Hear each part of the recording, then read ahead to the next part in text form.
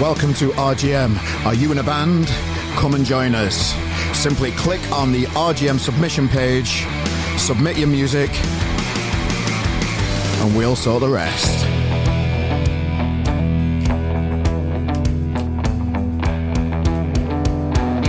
Ho, ho, ho. Ladies and gentlemen, Merry Christmas. Here we are, the big day. I don't imagine anybody listening to the podcast today on Christmas Day. It's one of those days, isn't it, when everybody's got a lot on. I hope you're sat around the fire, drinking booze at an unearthly hour, even 9 a.m. That's what Christmas is all about. Have you tucked into the chocolate yet? Have you got everything you've dreamed of as a present?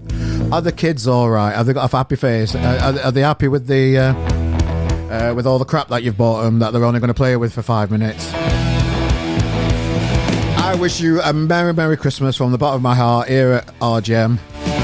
And today, ladies and gentlemen, we've got a bit of a special episode. I've been talking about it over the last few weeks. And because we actually land, this podcast goes out on Mondays, and Monday's Christmas Day and New Year's Day this year. So some festive fun for you today, ladies and gentlemen. And we're going to look back over 2024 in this episode.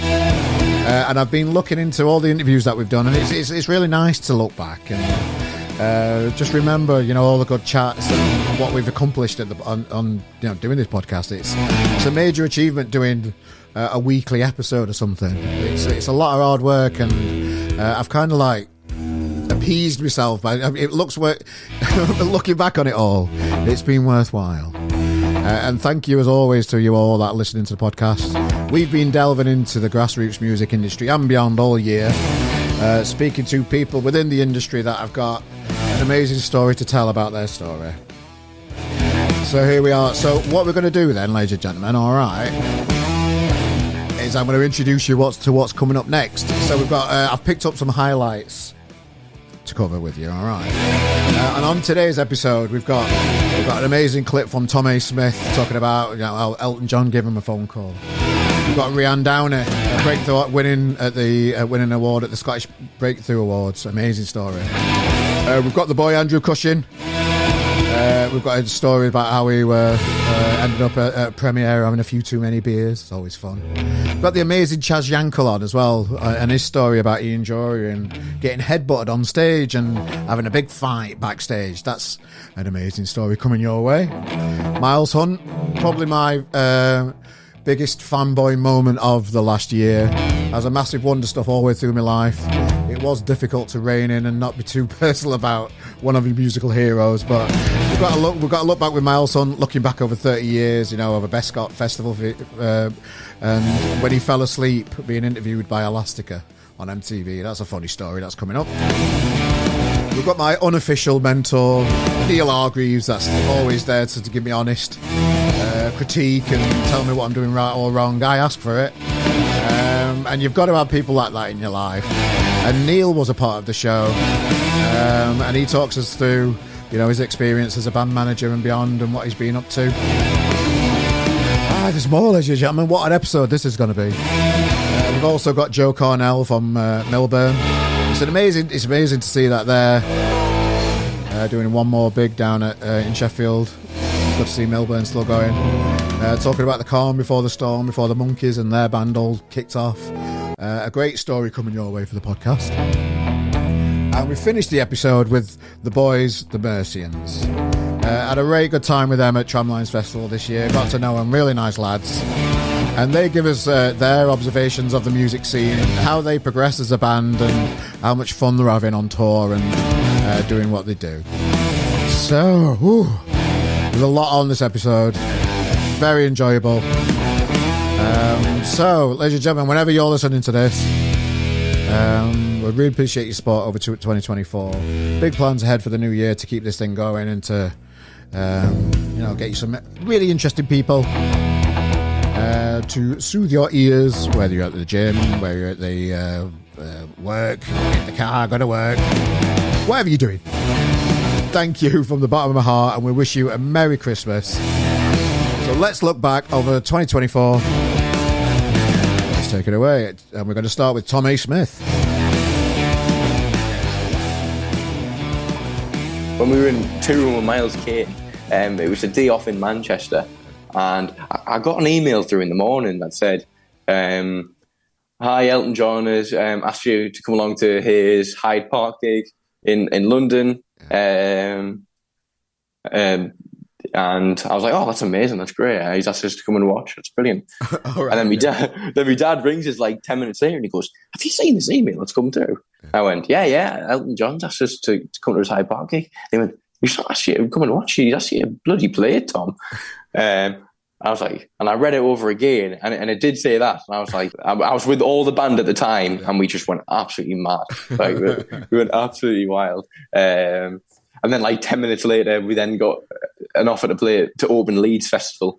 So it was pretty wild half an hour. But he FaceTimed you then? Have you got his number on your phone still? It's like a sort of his producer's iCloud. Right. Fair enough. Okay. Yeah. So it's like, but we had like a FaceTime chat. So I'm very excited about this. Yeah.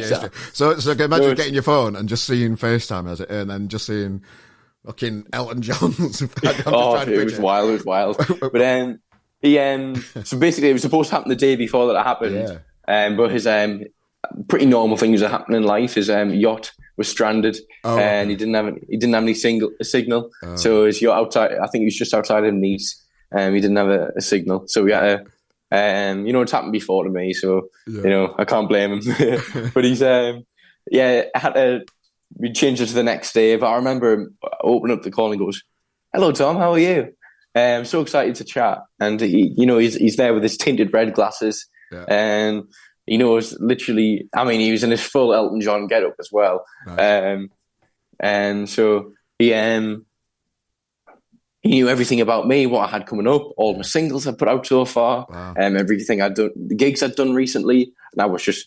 The interview you can find it on Apple Music, and it's like you could just see that I'm just like in this total disbelief that anything is going on. I just look, I'm like stuttering out. I don't know what to say because Elton John's in front of us.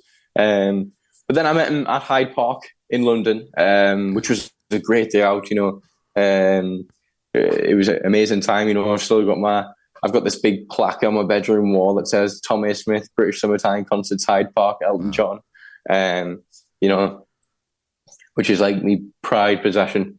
But yeah, it was a great day out, and the gig was amazing. I managed to meet him, and I went in alongside Thomas Eden, and we met him. And I remember at the time because we all had to wear face masks and all that because he's an old fella and he's got a big tour to do. Okay. He doesn't want to be catching anything, which is fair enough. But he didn't recognise who I was underneath him. So I was sat directly next to him, like literally on the couch next to him. But for like 20 minutes, he kept on. Every 10 minutes, he'd go, "It's Tom Smith here. I want to meet Tom. I want to meet Tom." And I went, "Yeah, I'm here. Hello." And he went, "Oh yes, hello."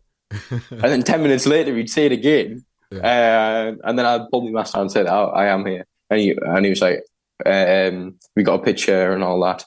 And wow. I mean, what a smashing down to earth person he is. Like, he clearly loves his new music. Introduced us to his kids and everything like that. No.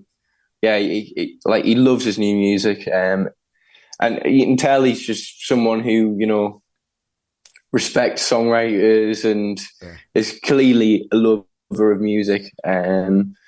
So what a massive occasion and day that was for us. Oh, well done, mate. What kind of influence has Miles Kane had on you then? No, massive. It's been amazing, not just from being able to sit down and write with him. That was the first time I'd actually wrote with somebody, so I was really nervous to do it because, especially let alone someone like Miles Kane. But he was like so. He understood that it was completely. Well, he made it completely like my thing, and I already had a song that I'd been playing on his tour, called "Me," where basically the chorus was just I shouted loads of nasty things to myself about myself, which is the pre-chorus to "Like You Do," and he was so, he really understood that, But we went in there to write together, and it was such a great, enjoyable day, obviously I'm so happy with the song that we came out with. You know, it's definitely one of my favorite releases. You know, getting to play that on live on Soccer AM with him as well. Yeah. You know, because it was just like we got asked to do it without Miles, but I sent him a text and said, "Look, I've been asked to do Soccer AM this weekend. If you're free and if you're in London, you're more than welcome to come down. I'd love it if you could come down and join us on our song." Inviting like, Miles down to stuff. Love it. Yeah, and he's like, "Oh yeah, absolutely, that'll be amazing. That'll be great." But no, he's such a top guy, and so like obviously people at Soccer AM were clearly buzzing to have him there. And like do you know how there's like little skits that happen in Soccer AM and things like that. But like on the original script, it said Miles was doing them, but he got taken to his dressing room and he scribbled them out and put my name on. So I ended up doing all the skits and everything like that. Nice. So he's clearly like, it's amazing the support he's given us. He's been brilliant, and obviously the tour at the time was a massive part for me. Just watching how he performs as a front man, was like, you know, massive for me. Seeing, you know, him putting the guitar down and just, you know, having such swagger on stage. So yeah, he's been dead supportive and a real massive part of my musical journey over the last year, I suppose. But no, and I hope to keep working with him down the line as well. I have done a bit more work in the studio with him, and happy with loving what we've got as well. But hopefully a bit more as well. And yeah, it's been great.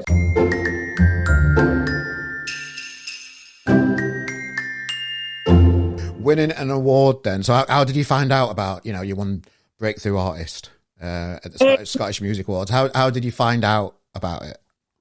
So my manager phoned me to say you've been nominated for Breakthrough Artist of the Year at the Scottish Music Awards. Who else was on the list then? Do you know, I don't actually know. I don't fully know how it works. When I get nominated, I'm someone that's quite, even though I've got my blinkers on with my music, I'm still quite bad for comparing myself to other people and things like that. So, and overthinking as well. So when I found out, I didn't really ask any questions, to be honest. Yeah, I kind of thought I'll switch off from it and hope for the best, but I'm going to get in work mode and just make sure I put on the best performance in my life at the awards. And I didn't want to think about kind of who else was who I was up against, I guess, because it's that way. I want the best for myself. I want the best for other people, but I don't want to. I don't know. I just didn't want to give myself any reason to be harsh on myself or overthink what I'm doing right or what I'm doing wrong. So I just kind of accepted their nomination. Was like, yes, I'm absolutely buzzing just to be even nominated. And then got my head set into work mode.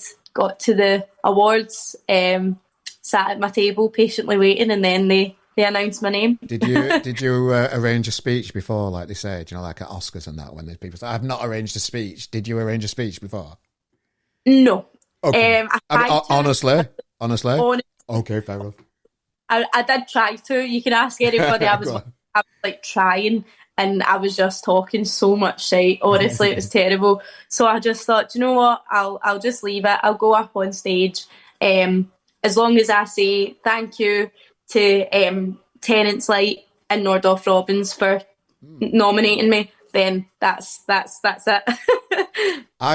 My mum was a massive Wet Wet Wet fan, and I think they had something to do with Nordorf Robbins when I were a kid. I recognise it's a charity, isn't it? Yeah, it's a music therapy charity. Yeah, I knew the name from somewhere, and it's from Marty Pello talking about it, like in my childhood when my mum just used to put VHSs of a Wet Wet Wet, and I've just had a memory about Nordorf Robbins. That's it. I've gone on a tangent. I don't know where I'm going with that. But yeah, it's a nice music charity then. Yeah, it's an amazing cause, actually. Yeah, amazing. Have they helped you personally? They haven't helped me personally. I've not actually dealt with them except from obviously the awards, but I've heard a lot about them over the years and just kind of kept up with what they're doing really. Because they provide so much for the people in need and for new music as well, which is amazing. That's always good to hear. So when they announced your name then, did you go a bit mental? Yeah, so I just basically had to go up on stage. You're waiting at the side of the stage to see what's happening, basically, because I was going to perform as well. Oh, okay, right. So with all the other people up for the award, you're all stood together? No, I think they might have been at their tables. I was there because I was going up to perform after the award. Okay, so I was sitting, I had my in-ears in, ready to go, my guitarist beside me. So when they shouted my name, it was like, oh my God. And then it was just like, I went into a mode of like, get up on the stage and don't fall. Don't fall. And where do you keep the award now? It's in my bedroom. It's on my nightstand next to my bed, so I see it when I wake up every morning. You might need a bigger space at one point in your life. Do you think that far ahead? Fingers crossed you do, don't you? Well, why not? Yeah, you have to, don't you? Yeah. You need to envision it.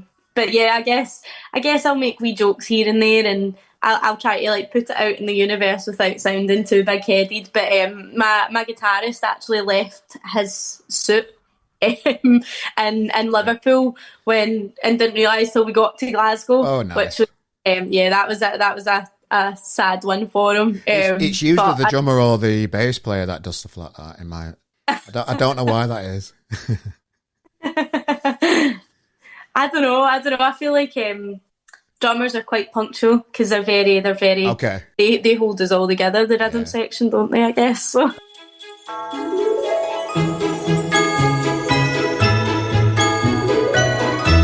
The first thing I saw was the premiere in London that you were at. So, it's fucking Andrew Cushin who's on this red carpet down here.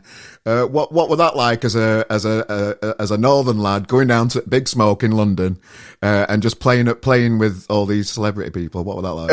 It was quite odd, mate. I'll be honest. It was good though. That fucking after party was amazing. I tell you, all the free drink, I was absolutely hammered. Well, that's the next question. All the gossip from that as well, yeah. But no, it's great. Listen, Louis been amazing with me. His fans are ridiculously good, but him and his manager have been so supportive. They've given Lee a lot of advice as well. Do you know what I mean? It goes without saying it's not just me that sort of benefit from it, but such lovely people. So grateful that they've allowed me to come on tour with them. Okay, so really looking forward to it. And his fans are amazing as well. But anyway, the red carpet. Yes. So obviously I'm fucking trying to kick the vapes in, right? As you can probably read by the Twitter every Saturday when I kind of breathe on a Sunday morning. And I thought it would be quite funny. In hindsight, I looked a bit of a dick because I was walking around the red carpet sitting smoking a vape, and it said, well, you got fucking, proper celebrities coming on after you, and I'm walking around with a fucking health bar.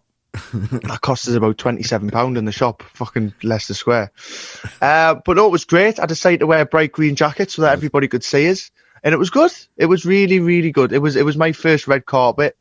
It was insane. It's always funny when you do those gigs because obviously the fans are so good, right? And they're so vocal and so loud. So I remember when we done the Shepherd's Bush gig, my driver, Mark, he was putting all the water on the stage before we came out to support him.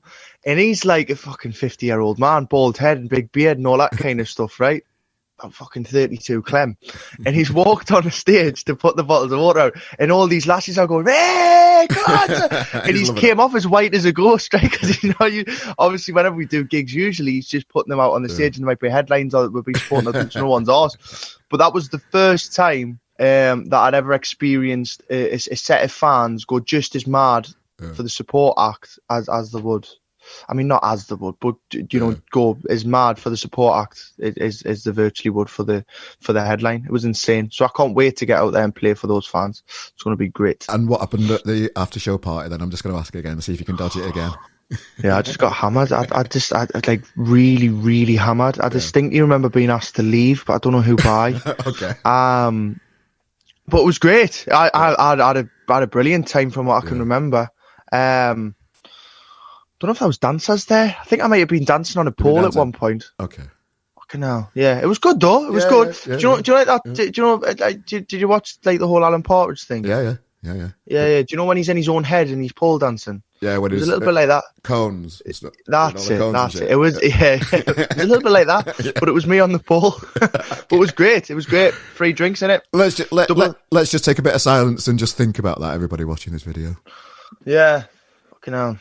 I still had my clears on, like. Fair enough. Well, you mentioned just how passionate Louis' fans are there. You saw that firsthand when the Skinner brothers said that stupid thing about Louis online on Twitter and that kind of stuff, and you still see him like sticking up for Louis after all that bullshit.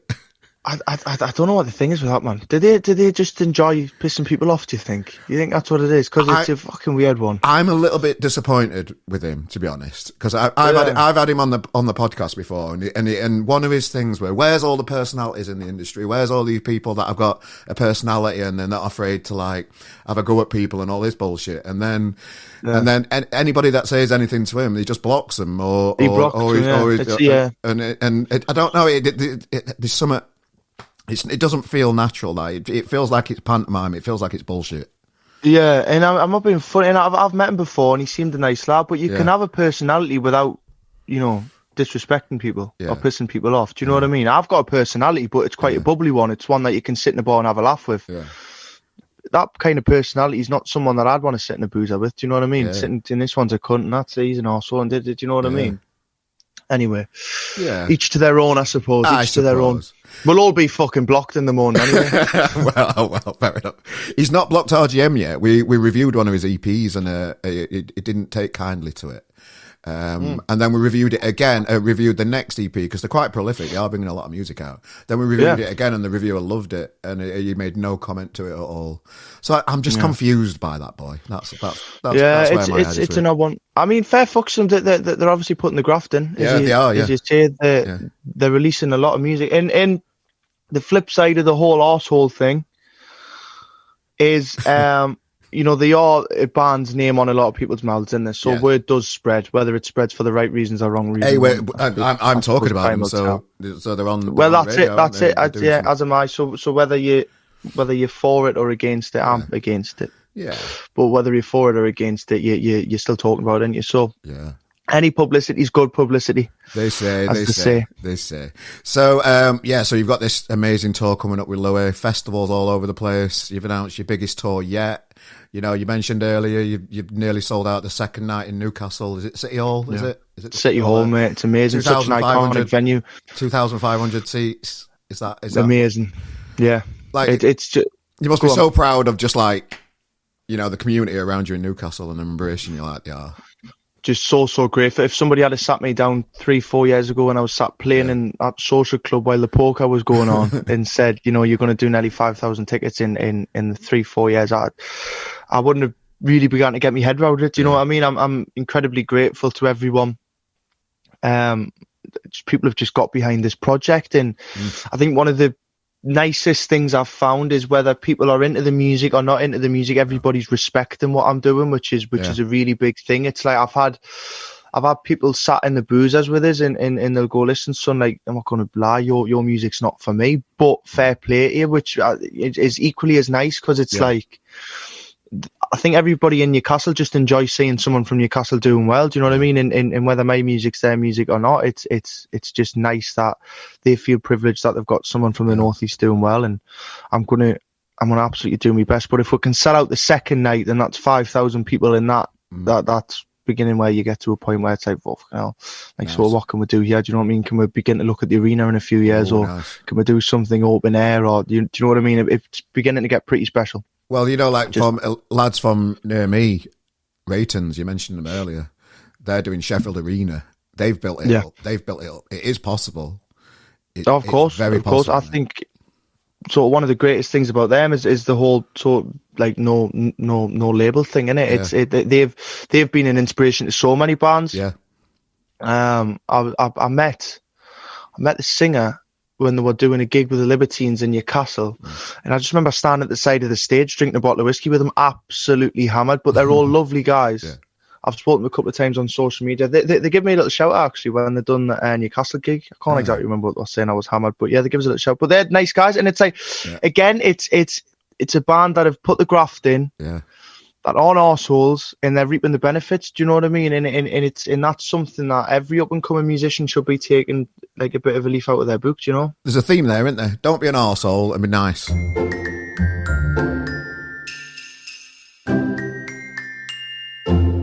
How was it in the band with Ian, just in general? Well, Ian was a mixed blessing. Yeah. Genius. He was 10 years older than me. I'm 71 now, so he would be 81 today if he was still on this planet.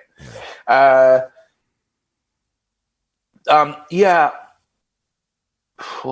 You know, he was very different. One-on-one, very, very sweet, you know.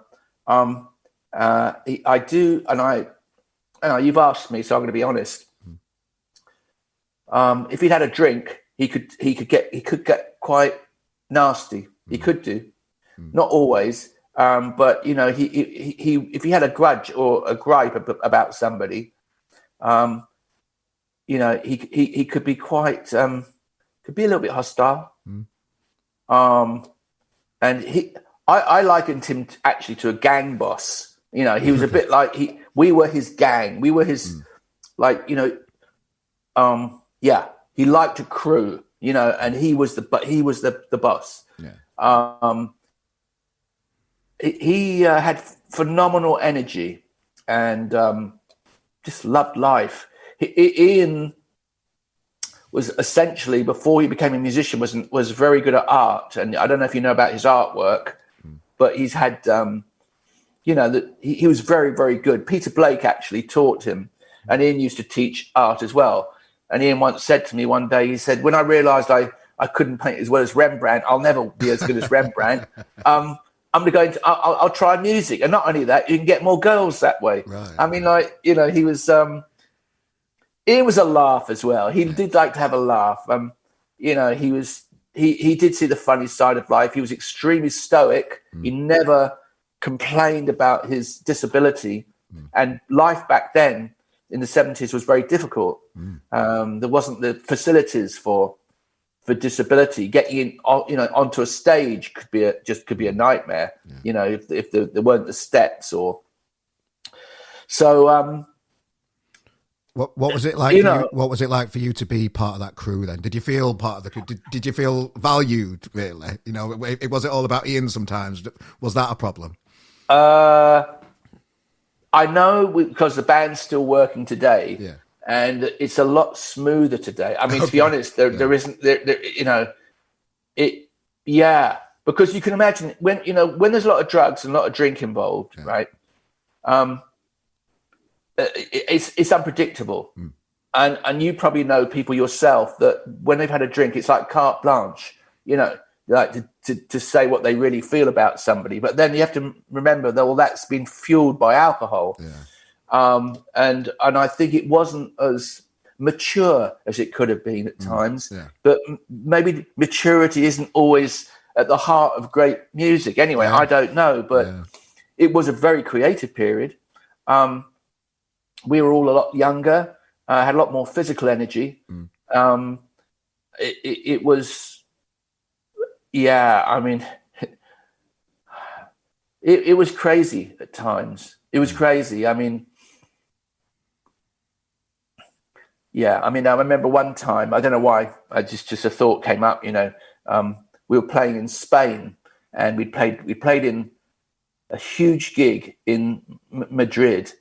And our next gig, the next night, was in Barcelona, and it was just at the end of this gig in Barcelona, in Madrid. We were playing an encore.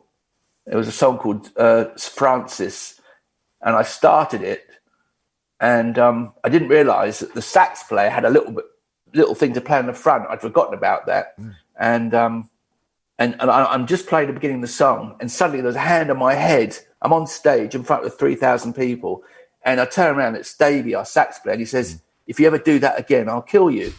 And I said, do what? And he said, bring the song in before I'm ready. And he goes, bam, and he headbutts me.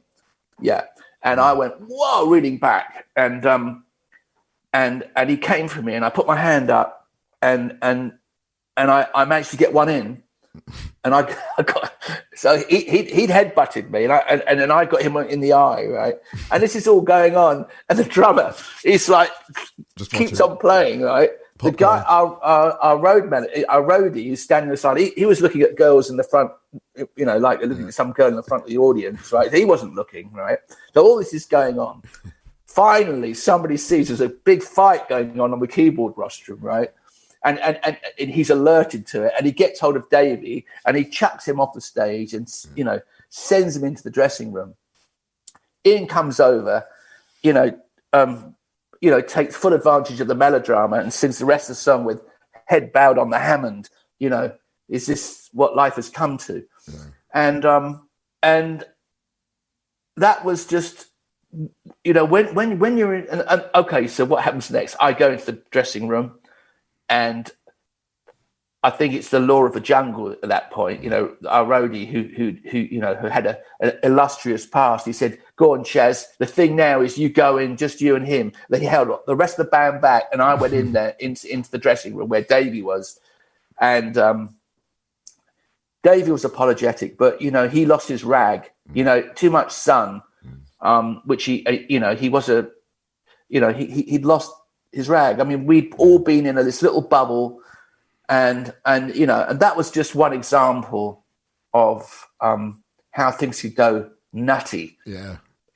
Well, thanks for sharing that with me. I always enjoy those type of rock and roll historic stories. It's just, I don't mean, listen, everything's all right with me and Davey now, but at the time, you can imagine you don't feel. It's destabilizing. Let's put it like that. But you can laugh about it now, I suppose. Yeah, absolutely.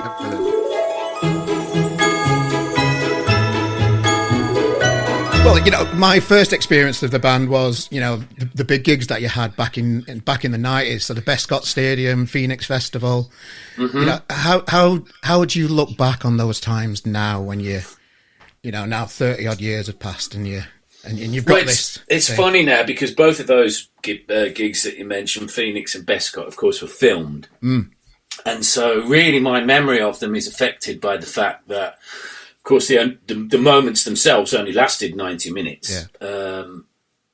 And so my actual memories have completely faded. It's quite weird if I see any of that footage. People put those things up on social media, and for me, it's like looking at somebody else. It's not like I'm looking at me. And so I see them now from the perspective of having seen them filmed. Really, I don't really remember much of them at all. Like those big iconic stadiums have stuck with me throughout my life, and I can remember during the Phoenix Festival, you announced that this is going to be the Wonder Stuff's last ever gig back in 1994 at the time. Yeah, well, that wasn't our idea because we knew we'd split up. Yeah. We split up in the middle of the construction for the Modern Idiot tour, so the year before. So we knew we were done. And what we thought was the most sensible thing to do was not say that our friends knew.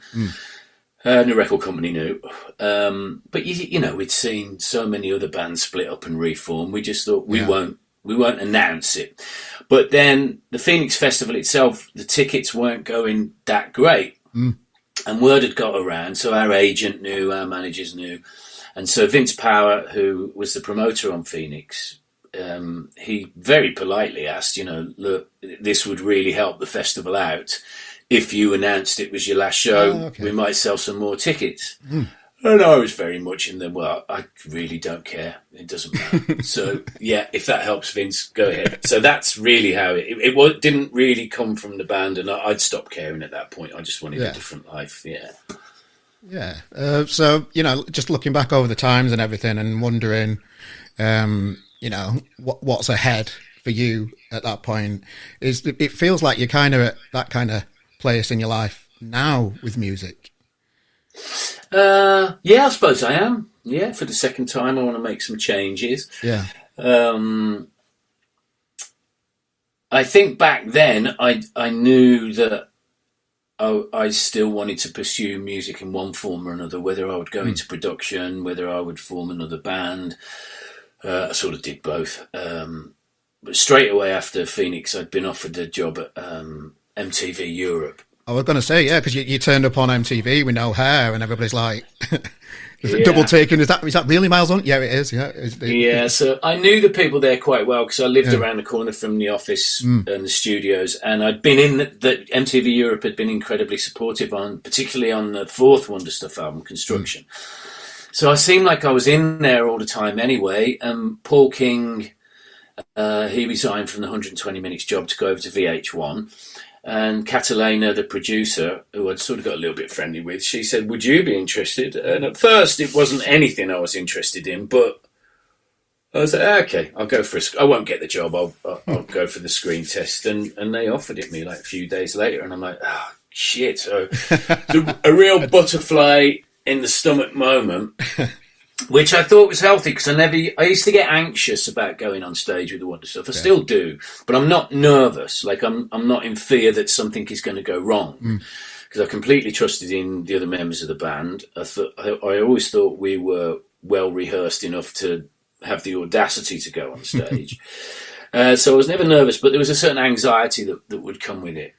But once I started thinking, am I really going to do this MTV job? I actually got very, very nervous about it. And I thought, well, I think that's a good thing. I think that's good for me. So let's plough ahead. So I did it. I really enjoyed working with the people at MTV. I never, ever got comfortable in front of the camera. I was hoping I would, but I did it for over a year and I never did. That nervousness always stayed there. And once I'm in a nervous state of mind, I can't hold on to information. So if I'm interviewing a band or an artist, particularly if it's a band and an artist that I love, the information stays in there. Yeah. But if it's, well, in the case of point of things like, I know, Elastica, and I just, I've got a terrible story about my Elastica interview. I fell asleep during the interview. Go on, let's kick back. Let's get into this one. Absolutely true. And poor Justine Frischman is horrified. I mean, I was incredibly hungover. And I just had no interest in the band. There was nothing about them that I thought was remotely interesting. And so she's answering one of my piss-poor questions, and I nodded off.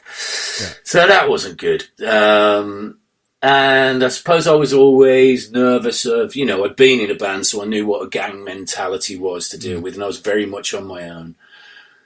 I never got. I'm actually feeling quite jittery about even thinking about it. I was disappointed that I didn't take to it better. They wanted me to stay, and they were pleased with me. But I couldn't. I just thought I can't live like this. I'm a fucking nervous wreck all the time.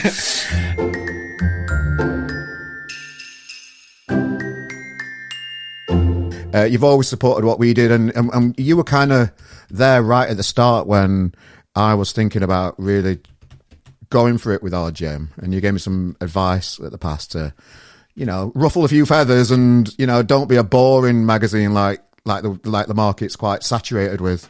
So that's kind of what we're still. I don't think we're there as edgy as what I'd like to be because it has its own challenges doing that. But I think we've had a good go at it. I think. Yeah, I agree with that. I think so. I've obviously watched your progress all over this time and stuff, and I think it's gone really well. I think ruffling the feathers is probably it's obviously in my nature naturally sometimes, but I think what you've gone about it the right way, and I think you've done it with the right intentions, and you've seen the backlash that you get. You do, don't you? But it's fun, isn't it? Because I've always said it, and I've said it on this podcast. I live in the real world, and conversations are there. Real people are allowed to disagree with each other. Real people are allowed to, particularly in this music industry that we're in. Where are the real conversations at the minute? Because let's just chat about when things go right, when things go wrong, when I've dropped a bollock. I've mentioned it all the time on this podcast. Part of growing and creating something is dropping a bollock and learning from it as well, isn't it? So it's just like, what do you do? I think, well, there's a couple of things. One is that when you talk to people in the real world, they don't have the conversations that you would have if you interviewed him for a magazine, for example. They just tell the truth, don't they? And just to say what they think, whether they like a band or not, or what they think of what they're wearing or what they're doing or whatever. Just like gossipy, bitchy stuff every now and again, or just opinions, but that they won't necessarily express. And I think the other one is I think bands and artists learn more if you talk about the stuff that goes wrong and the pitfalls and things like that, because they can kind of keep an eye on what to avoid as well. Do you know, it's no point in painting that the music industry is like a rosy thing, and that everything's like sweetness and light whenever you talk to people. It's not, because it's not true, is it? It's not real. No. So I'm life in either, is it? You know, it's a hard to be a creative and to express yourself creatively these days. That's a horrible phrase, I think. Which phrase? What did you say? What did I say? Oh, expressing yourself creatively. Sounds a bit filthy. That's fair enough. Is that right? Yeah. So it has its own challenges, and it doesn't necessarily earn you money to be able to do it, full time, does it? As well, sometimes, which is annoying to some people and me. I think a lot of bands and artists would be surprised about the level that you have to achieve before you do manage to make any money out of it. Because I think there's, I've known bands that have charted, bands that have done national tours and even played in Europe and stuff that still have jobs, and still shoveling money into the band. So I think there's kind of a lack of not reality or real information, but there's a lack of like knowledge and information sometimes about what level you have to be at before it turns into a profit making thing. Because like one thing every musician will say to you is that they want to be able to do this for a living. Which is like that. Obviously, that's the target. That's the goal for a lot of musicians, because that's what they want to do, because they love making the music, which is the important bit. But to get there, wow, that's a long road, that is, and you have to really do well to get to that point. What stage do you think you have to be at then before what's realistic? Like, what kind of level bands do you see out there that have just reached that level of being able to maintain? It's difficult to say, because I think you never know what a band's finances are like from the outside, do you? So, like, when you're looking at bands that you see are playing big shows and UK tours and traveling to Europe and got albums out and, everything's looking great, they're still shoveling cash in and still heading to work 9 o'clock tomorrow morning. That's mad, isn't it? It's mad, isn't it? Yeah, it is, yeah. And I think what would really help is if you could... Like, I'm a tour manager, so I get to see all the everything to do with like touring. I'm a band manager, so I see everything financials with bands. Yeah. It would be really interesting if there could be some kind of website that just splatters on it, like the financial breakdowns of how a band's doing on a tour and on an album campaign and just on a day-to-day basis, so that bands up and coming still have that ambition to be able to make it for a living, but are still a little bit more aware of what level you have to get to and what you have to do to make that kind of cash and that kind of money. So I presume every band's obviously got their own deal, haven't they? And you never hear what a band deal is. So there must be massive discrepancies in what bands get from certain record labels or throughout the whole industry. There won't be a There won't be a chart that says at this stage you get this, it's this stage you get this. It's however agreed. It's, I suppose, in a way, it's how much can the record company get away with, I suppose.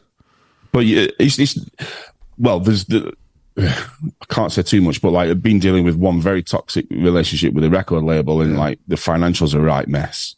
And then another record label, like a smaller one, where it's like absolutely fantastic, but they don't have the oomph and the power to be able to, push the band out further. So swings and roundabouts. But I guess what I was trying to say out is that, and one example of this is like with the merch fees, that like when you go to, I don't know, O2 Academies or bigger shows and stuff, and they start wanting to take 25% plus VAT off your merch sales.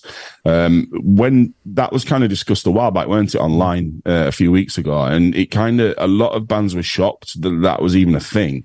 But like, in reality, it does happen. It happens in, O2 Academies. It happens in other big venues, and definitely happens out in Europe. Some of the European ones, like the arenas especially, horrific. Like some really, really bad, stingy takes off your merch take. And I think little things like that, we're talking financials a lot here, but it does kind of matter. And I'd like less bands to be shocked by it and more bands to be aware of it and more bands to be informed about it. So, they see the potential pitfalls, even though it's like not relevant to them at that moment in time. It's just a good eye opener and a bit of experience. I did see Live Nation have stopped doing that now. They used to do it, and they've announced that they are going to stop doing it. I think, well, have they though? Because I think that's like from what I read, the headline was that, which makes them look fantastic. And then I think the reality is they're doing it for 3 months. Oh, they're just testing it until they bring it so. out. Yeah, because these people put their own people on the merch stand as well, don't they? So it's not. Yeah. You're probably not getting the kind of the level of service that you want as a fan. You're getting some just random bloke that's just selling some t-shirts rather than a member of the band, because I know your son does a lot of the merch stuff for Octoberdrift that you manage as well, doesn't he? And Octoberdrift fans will get a different experience from someone that's part of the team than somebody that works for the venue as well. Yeah, definitely. So, like, if a fan comes up to the merch table, like, for example, Octoberdrift, where you mentioned, we have Josh on merch, who's obviously a massive fan as well of the band, knows all the ins and outs and stuff. And wearing a t-shirt himself. He does, wears it himself. And then, like, fans will come up and they'll be chatting to him about how the tour's going, what the band's up to, and he's able to answer every single question and fill him in a little bit more on, bit of stuff that's behind the scenes and what have you. Nothing sensitive, just inside info that's fun. And so you're right, like a lot of people do spend time talking to Josh on merch for that reason. But like you got to, and they'll probably buy more because of it as well, won't they? Yeah, definitely. Yeah, and he's able to explain the albums and stuff, which albums which. Like we have 2 albums on the merch table and stuff. So he's able to explain that to him as well and give him a bit of inside information. You do make more sales. And then on the flip side, you've got these other places that are taking the merch fees, putting these random geezers on that's selling your merch for you, and taking 25% plus VAT of your merch take. With you have to pay for the merch, guys. It's just madness.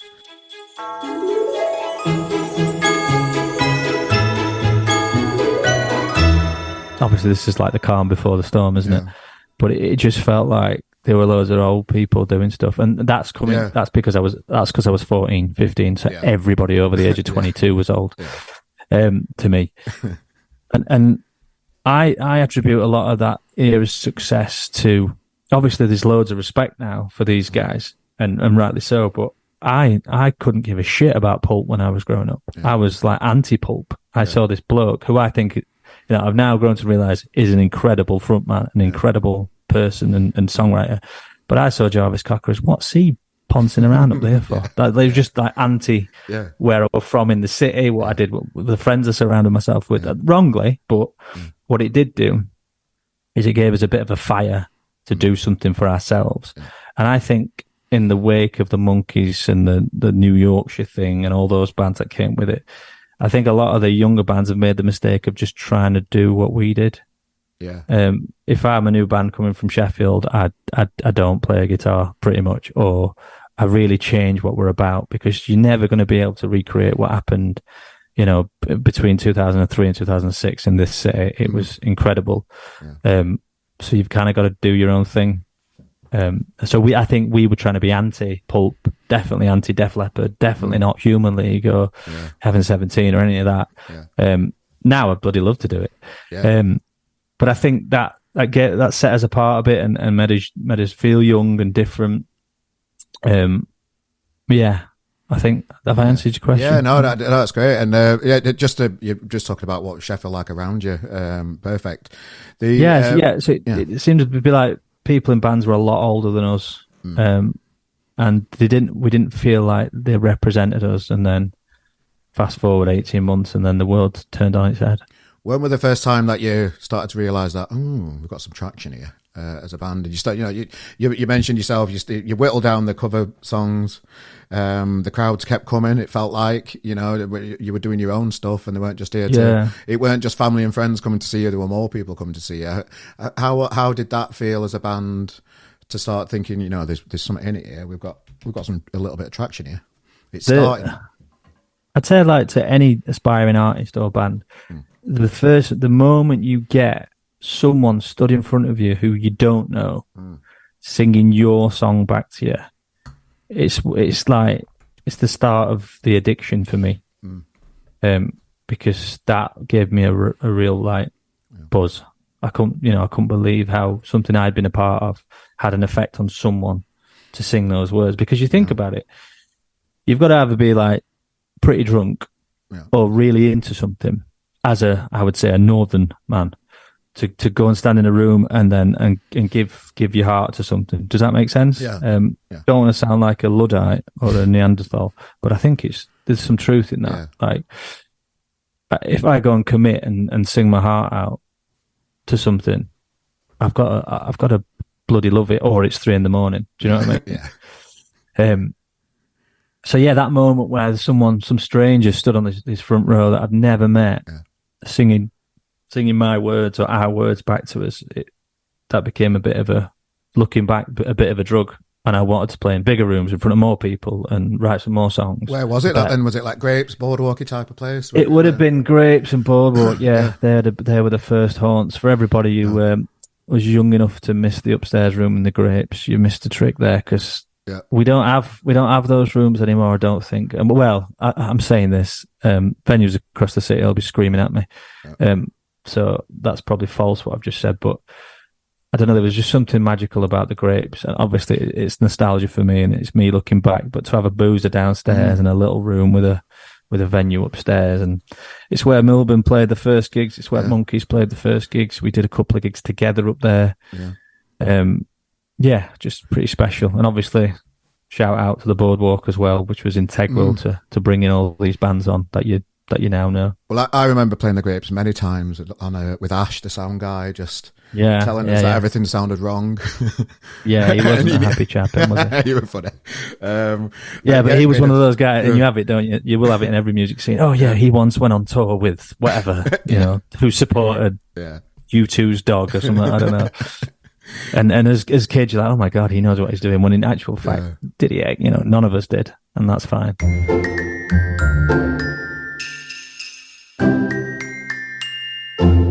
I like watch the trade. Like, no matter what I'm doing, I'm very much, I want to see what everybody else is doing. So I've got a little Twitter account that's not got a name and stuff that no one will find, and I just watch other bands and I want to see what magazines are doing. So I know everyone that's been on RGM, I know everyone that's been on this, blah blah blah. Oh, nice. So I'm a studier of like the game. I like to know what's going on in the industry, and I've been to so many shows now, and we've also played with some of the most like prolific up and coming artists in the country recently. And I've not seen a guitarist like him. And I think people are going to start to realise that coming over the next couple of years. He's wicked on the guitar. Like, it's insane. So that would be what I'd say about Joe. And people will start to understand that. You've got to come and see it live as well, because it's not just the playing, it's like the performance. But yeah, for 20 years old, it's scary, man. He's a scary guy on the guitar. How big's your pedal board? So I've actually... Oh, it's in the van. It's mediocre. It's about that big, but I'm upgrading.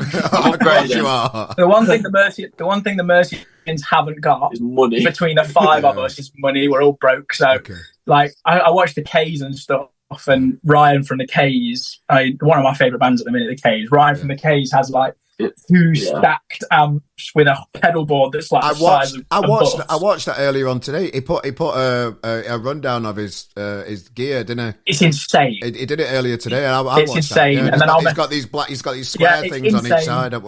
He was just saying stuff, and I was like, I don't know what that means, but it sounds impressive. Yeah. Even I'm like, that's like, again. I'll see something like that, and I'll message Joe and be like, like, bro, come on, we need to up it. And he'll just go, I've got no money. I don't know how you expect me to do this. So we go with what we've got at the minute. So if any companies want to sponsor us, the Mercians, we're very much unsponsored at the minute. So we'll take anything. Anything. What kind of advice did you get from Tom Megan's band and everything? Because there's a lot of them in that band. I noticed when I was watching him play. There's a lot of them, and they're all amazing musicians. And to have his history with Kasabian, and just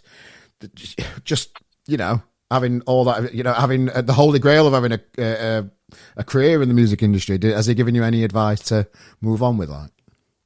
You know what? I've always said, like, being a front man, like, I don't play guitar or anything on stage. Being like a front man of a band, I literally felt like I was on an apprenticeship for a month. Like, I'd watch his set every night through like backstage or whatever, sometimes from the crowd. I'd watch him and I'd just learn from him. And don't get me wrong, he and his team were amazing, and you know they really believe in what we're doing, and they've said that we think you're gonna do really good things with like your mannerisms and stuff, because it's not just about how you play on stage, right? It's about how you're approachable and stuff. And we tried to keep the best relationship with them, and they were all absolutely amazing. But although he said so many nice things, he didn't have to say anything. I could just watch him every night, and by the end of the tour, I was a different person on stage. Like I've become a completely different person on stage. Because he don't mess about, does he? He's proper jumping about and nearly falling and just like risking it and jumping on speakers. Yeah, he's like full of like just energy, mate. He's unbelievable. He's one of the best. He's the best frontman I've ever witnessed first hand. You know, like you think of like great frontmans, you think of like Freddie Mercury's and stuff, and when you think of like modern day, the last 20 years, you obviously got like your Liam Gallagher. I think Tom Meehan's right up there because Sabian were absolutely wow. And he's just incredible. And you know what? He didn't need to be as nice as he was, and his team didn't need to be as nice as they were. We were just a support act, and we've heard nightmare stories of support acts. They were the most the most welcoming people, all the way from Tom all the way to the light guy, to the guy that does to the guy that brings in the delay with the clip on the sound. Like all of they're meticulously they're a unit, but at the same time they've always got time to say hello to you, always comment on something you're wearing. Or what an experience, man. I'll always be grateful. And he's just the most down to earth guy, right? He's done everything. He's headline Glastonbury, headline Reading, Leeds, you know, all of this. Jules Holland, he's played it how many times, and he was just so down to earth. And he just liked to talk to you about the chippy that was down the road and things like that. It still baffles me. All of it still baffles me.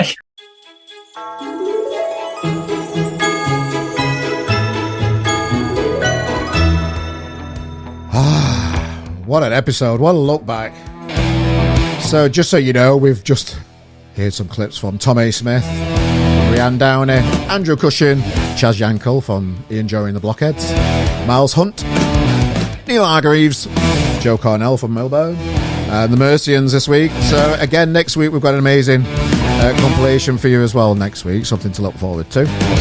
So I really hope you're having a lovely Christmas. It's all about New Year now and moving forward to this strange week in between Christmas and New Year, innit? I'm off work, so I'll just be planning ahead for RGM in the new year, I think, and having some booze and drinking beer too early, eating loads of chocolate, try and go to the gym in between just to try and be good. And yeah, we will see you again in a week or so. The new compilation for the new year. And from the bottom of my heart, I wish you a Merry Christmas, and I hope it's brilliant for you and your family. Really do. Thanks, guys. I've been Cole Maloney, that guy from RGM. Toodaloo. Welcome to RGM. Are you in a band? Come and join us. Simply click on the RGM submission page, submit your music, and we'll sort the rest. Hello. Did you know that you can support our podcast in many ways? Within the description of this podcast, you will see a list of all the equipment that we use. These are Amazon affiliate links. Clicking on these links take you to Amazon. If you buy whatever you're planning that week, we get a small kickback and you get a parcel at no extra cost. We would really appreciate your support. Or you can just go old school and donate £1 or whatever you feel is appropriate in there.